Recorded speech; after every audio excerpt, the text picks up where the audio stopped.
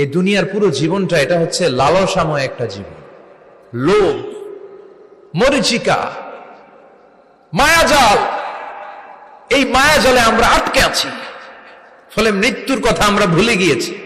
পাগলের মতো ছুটছি, আরো টাকা লাগবে, আরো খ্যাতি লাগবে, আরো যশ লাগবে, আরো দাপট লাগবে। আমার এত টাকা দিয়ে কি হবে, এত সম্পদ দিয়ে কি হবে, এত ব্যস্ততা দিয়ে কি হবে তোমার? স্টপ, থামুন, অনেক হয়েছে। আন্না, থামুন, take a rest, take a breath and think about death. Think that you have to go back to your Lord. একটু বসেন না, একটু ভাবেন যে আমাকে চলে যেতে হবে, চলে যেতে হবে। এই কোলাহল, এই ব্যস্ততা, এগুলো থাকবো না আমি।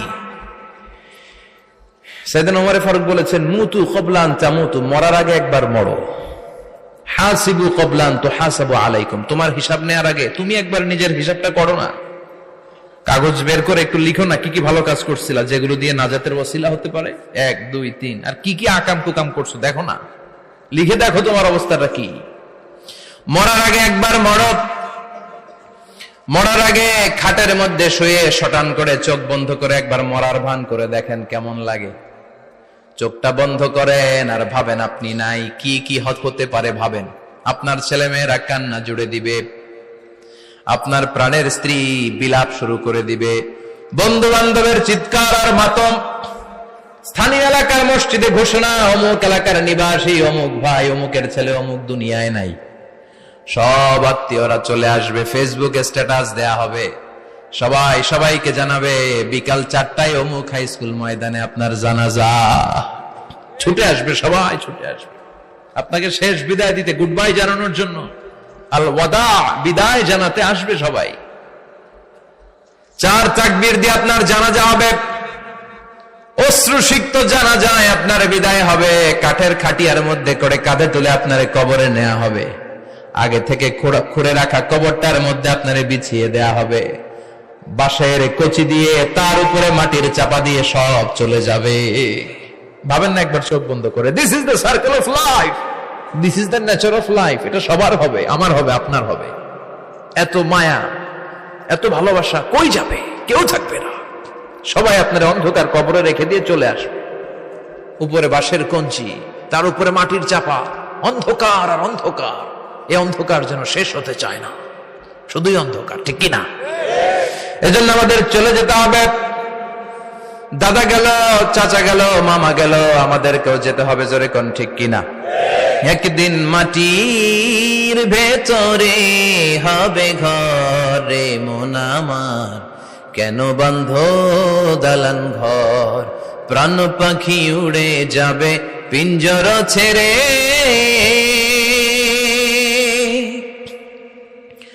ধরা ধামে সবই রবে, তুমি যাবে চলে, বন্ধু বান্ধব যত, মাতা পিতা যারা সুত, সবই হবে তোমার পরে মন আমার, কেন বন্ধ দালান ঘর, একদিন মাটির ভেতরে হবে ঘরে মন আমার, কেন বন্ধ দালান ঘর, ঠিক কিনা? সব পরে থাকবে, চলে যেতে হবে আমাদেরকে। এজন্য আখিরাতের কথা যেন আমাদের স্মরণ হয়। বিশ্বনবী বলতেন, নাহাইতুকুম আন জিয়ারাতিল কুবুর, আমি তোমাদেরকে কবর জিয়ারত করতে আগে নিষেধ করতাম, কিন্তু এখন নিষেধাজ্ঞা প্রত্যাহার করে নিলাম। এখন সব সময় তোমরা কবরের সামনে যাবা আর জিয়ারত করবা। কবরস্থানে জানতো বড়ুয়া কৃষ্ণপুরের এই গ্রামের কবরস্থান আছে কোন দিকে? পূর্ব দিকে আছে, গোখরার জলের ওদিকে। যান আপনারা, একটু যাবেন, একটু গেলে আখিরাতের কথাটা স্মরণ হবে।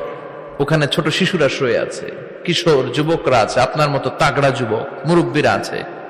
এরা এই এলাকায় থাকতো, এরা আকাশ থেকে নেমে আসে না, এই এলাকার সন্তান আজ নাই। একটা সার্টেন পিরিয়ড শেষে আপনিও থাকবেন না। This is the nature of life, this is the circle of life. ছোট্ট শিশু হয়ে এসেছিলেন, শৈশব, কৈশোর, যৌবন, প্রৌঢ়ত্ব। আগে ছিলেন সিঙ্গেল, বিয়ে করে হয়ে গেলেন ডবল।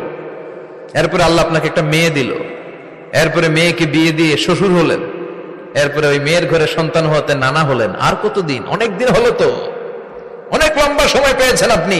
Think about that. এবার যাওয়ার কথা ভাবেন। আখিরাতের সামানের কথা ভাবেন, ফিরে যেতে হবে। কি শক্তিশালী যুবক, বার্ধক্য চলে আসলে লাঠি ছাড়া চলতে পারে না। কুচকুচে কালো দাড়ি সাদা হয়ে যায়, দাড়ির শুভ্রতা, বয়সের ভার, রং ধরা যৌবন জং ধরে শেষ, ঠিক কিনা? This is the circle of life. যুবক ভাইরা, এটাই জীবন, চলে যেতে হবে, কেউ থাকতে পারবে না, ঠিক কিনা? এটা রিমাইন্ডার আল্লাহ এই সূরার ভেতরে দিয়েছেন যে তোমাদেরকে ফিরে যেতে হবে, এই লোভ লালসা ছেড়ে দাও। রব্বুল আলামিন বলেন, আলহাকুমুত তাকাসুর হাত্তা যুরতুমুল মাকাবির। ও গোলাম, দুনিয়ার সম্পদ, লোভ লালসা তোদেরকে পাগল বানিয়ে দিয়েছে। এই লোভ পাগলামি কোনোদিন তোদের থামবে না যতদিন না তোরা কবরে ঢুকবি, ঠিক কিনা? কার কথা? আল্লাহ বললেন, দুনিয়ার সম্পদ আর লোভ আর মোহে তোমরা গাফেল হয়ে গিয়েছো। আখিরাতের কথা বেমালুম তোমরা ভুলে গিয়েছো, কিন্তু আখিরাতে তোমাদের যেতেই হবে, কবরের বাড়িতে তোমাদের ঢুকতেই হবে, ঠিক কিনা? যেতেই হবে, আমরা ভুলে যাই। আলহাকুমুত তাকাসুর, অতিরিক্ত পাওয়ার লোভ, বেশি বেশি খাওয়ার লোভ, বেশি বেশি জমানোর লোভ মানুষকে গাফেল বানিয়ে দিয়েছে। এটা মানুষের স্বভাব, আরো চাই আরো চাই, এই স্বভাবটা আছে না নাই? দেখবেন ছোট বাচ্চারা মসজিদের দোয়া অনুষ্ঠান শেষে জিলাপি দেয় না? বড়িয়া কৃষ্ণপুর কি দেয়?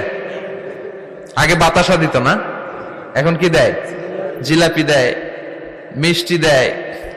তো মসজিদের 2-3 গেট থেকে যদি দেয়, ছোট বাচ্চারা দেখবেন এদিক দিয়ে কয়েকটা নিয়ে আবার ওই গেটে লাইন ধরে। ওর হাত হলো ছোট হাত, ওর হাত ভর্তি জিলাপি, আর নেওয়ার জায়গা নেই, এরপর আরেক জায়গায় লাইন ধরছে, আরো লাগবে আরো লাগবে, এই আরো আরো আরো চাই, এই স্বভাবটাই মানুষকে কুড়ে কুড়ে শেষ করে দিয়েছে। এত লাগবে কেন তোমার? চাহিদার কোনো শেষ নাই, unlimited demand of human being. যার আছে বেশি তার চাই বেশি, যার সাইকেল আছে তার হুন্ডা চাই, হুন্ডা আছে তো প্রাইভেট কার চাই, প্রাইভেট কার আছে তো প্লেন চাই, প্লেন আছে তো হেলিকপ্টার চাই, হেলিকপ্টার আছে তো ওইটা চাই, ওইটা আছে তো সেটা চাই, ঠিক কিনা? এলাকার মেম্বার যে হয়েছে চেয়ারম্যান হতে চায়, আছে না নাই? চেয়ারম্যান সাহেব এমপি হতে চায়, আছে না নাই? এমপি সাহেব মন্ত্রী হতে চায়, আছে না নাই? মন্ত্রী সাহেব প্রধানমন্ত্রী হতে চায়, আছে না নাই? কিন্তু এই দেশে সুযোগ নাই, কথা কন। এই দেশে প্রধানমন্ত্রী সিলেক্টেড, 2-3 জনের বাইরে কেউ প্রধানমন্ত্রী হইতে পারবি না, ঠিক কিনা? আমার এই জীবনে তো আমি 2-3 জনই দেখলাম। বেগম খালেদা জিয়া, মাননীয় প্রধানমন্ত্রী শেখ হাসিনার ছোট্টবেলা দেখেছি এরশাদকে, আমরা তখন ছোট। তো মানুষের চাহিদার কোনো শেষ নাই, যার আছে বেশি তার চাই বেশি। এজন্য বিষ্ণু বলেছেন, উনজুরু ইলা মান হুয়া আসফালা মিন, তোমার চেয়ে যে খারাপ আছে ওর দিকে তাকাও। ওয়ালা তানজুর মান হুয়া আ'লা মিন, তোমার চেয়ে যে ভালো আছে ওর দিকে তাকায়ও না, তোমার চেয়ে যে খারাপ অবস্থানে আছে ওর দিকে তাকাও। অনেকে নিজের অবস্থান নিয়ে সুখী না, এরকম আছে না নাই? আল্লাহ আমার এটা দিল না রে, ওইটা দিল না রে, পাইলাম না রে, কিচ্ছু হয় না, কি করবো জীবনে, হতাশ। আসলে আছে কিন্তু অনেক, কিন্তু শুকরিয়া নাই, ডাকাত, ঠিক কিনা? নিজের অবস্থান নিয়ে সুখী না, কিন্তু অনেক লোক আছে তারা আপনার অবস্থানে পৌঁছতে চায়। তাদের দিকে তাকিয়ে দেখেন, আপনি যে অবস্থানে আছেন এই অবস্থানে পৌঁছাটা অনেকের কাছে স্বপ্ন। তারা প্রতিনিয়ত সংগ্রাম আর স্ট্রাগল করে যাচ্ছে আপনার অবস্থানে পৌঁছতে, আর আপনি এটা নিয়ে সন্তুষ্ট না। শেখ সাদির নাম শুনেছেন? বালাগাল উলা কাশাফাত দুজা, এই কবিতাটার রচয়িতা ইরানের বিখ্যাত এক কবি। উনি একবার আর্থিক সমস্যার মধ্যে দিয়ে সময় কাটাচ্ছেন, টাকা নাই, পয়সা নাই, পায়ে দেওয়ার মতো জুতা নাই। উনি খুব দুঃখ পেলেন, হায় রে, আমি ইরানের এত বড় কবি, আমার পায়ে দেওয়ার মতো জুতা নাই। দুঃখ ভরা মন নিয়ে রাস্তায় হাঁটতে বেরোলেন। হাঁটতে হাঁটতে হঠাৎ দেখলেন একটা লোক শুয়ে শুয়ে কাঁদছে, ওই লোকটার 2টা পাই নাই, পাই নাই। উনি সেজদায় পড়ে গেলেন, আল্লাহর কাছে ক্ষমা চাইলেন, আল্লাহ অনেক দিয়েছো, শুকর আলহামদুলিল্লাহ। এজন্য যেই পরিস্থিতিতেই থাকি না কেন আমরা কি পড়বো? জোরে বলেন, কি পড়বো? এজন্য কানাতু মিনাল ইসলাম, অল্পে তুষ্ট থাকার নাম হলো ইসলাম। সম্পদ লাগবে কিন্তু সম্পদের পাহাড় লাগবে না, ঠিক কিনা? অল্প খান, অল্প পড়েন, অল্প জামান, অল্পের ভেতরে বরকত ঢুকায়া দিছে কে? দেখবেন যাদের সম্পদ অল্প তারা সুখী বেশি। জরিপে এটা দেখা গিয়েছে, অনেক সার্ভেতে এটা এসেছে, যারা সম্পদশালী এরা দুঃখী বেশি। এদের দুঃখ বেশি, টেনশন বেশি, খুব স্বাভাবিক। টাকা যার বেশি, রোগ তার বেশি। টাকা যার বেশি, টেনশন তার বেশি। টাকা যার বেশি, ঘরে শান্তি তার কম। আছে না নাই? ঘরের ভেতরে অশান্তি, ছেলে কথা শোনে না, ছেলে টানে গাঞ্জা, মেয়ে করে পরকিয়া। আছে না নাই?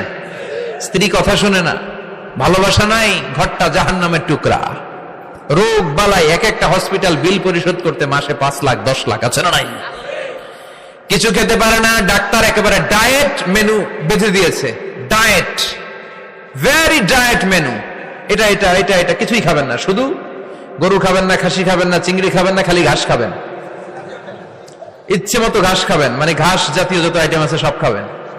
শাক খাবেন, সবজি খাবেন, সালাদ খাবেন। গরু, চিংড়ি, মুরগি, গোশত, ইলিশ কিছু খেতে পারে না।